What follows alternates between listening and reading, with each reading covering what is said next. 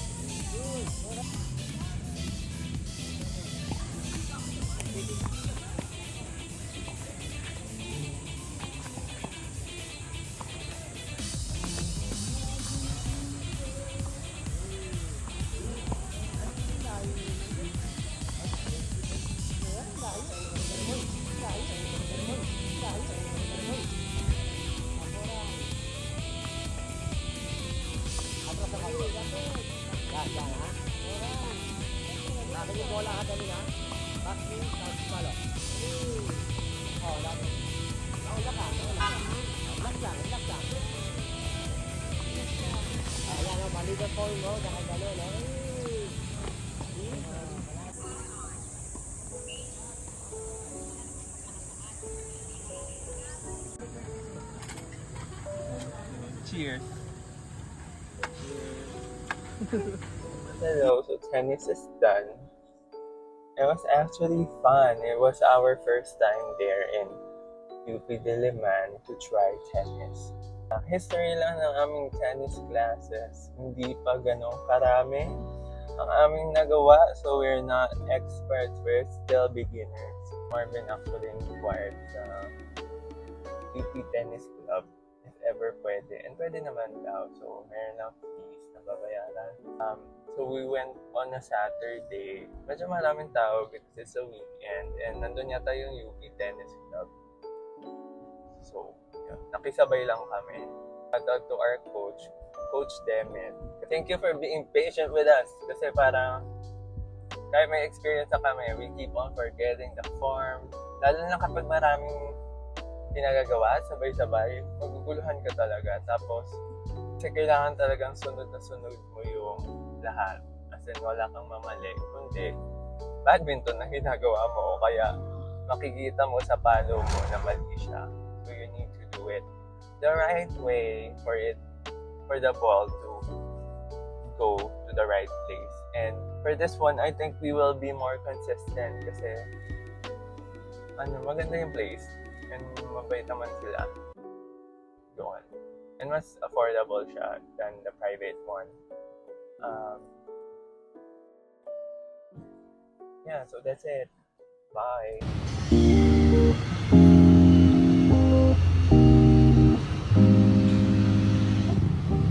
Hi guys, good morning. Hope you're doing well and amazing. So maaga kami ngayon, kasama ko po ngayon si Kirsten. It's a Sunday, it's early. And pupunta kami ngayon sa third cycling class in Electric Studio. So usually sa kami pumupunta sa Podium because kung kami nag-work sa Ortigas. Pero for this time, sabi namin para maiba and sa weekend naman, let's go to their BGC branch. So they have one in Forbes-town. Buti naman yung kapag nag-book ka sa kanila ng classes, you can select kung saang branch ka pupunta. Diba?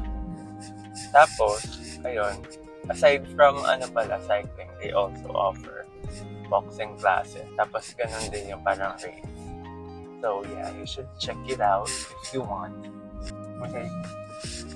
Sabihin nila wala akong kasama dito. Sige na, that's it. Bye. Hello. So, nandito lang kami sa BGC.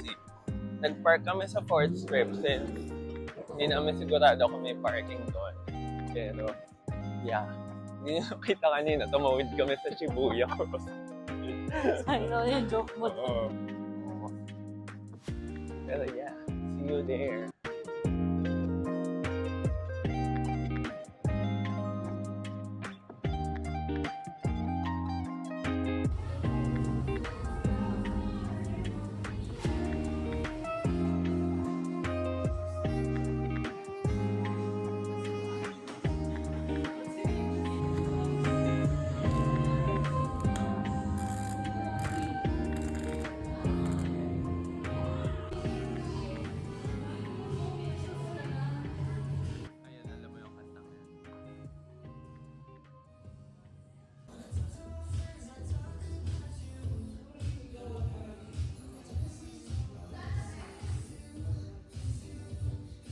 So, tapos na kami.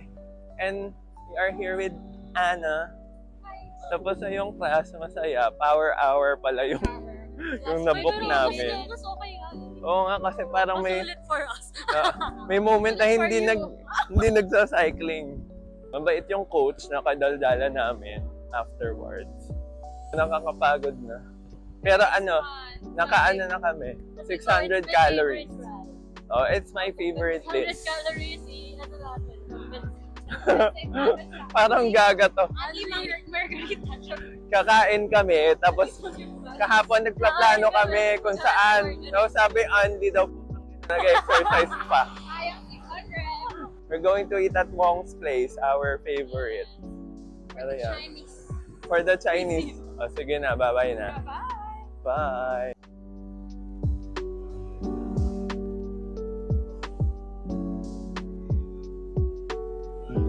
Video.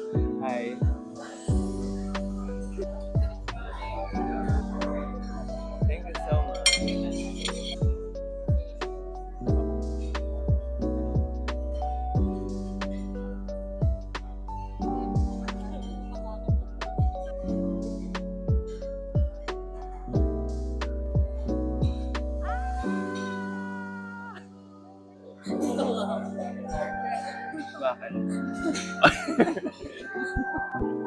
Invited lahat.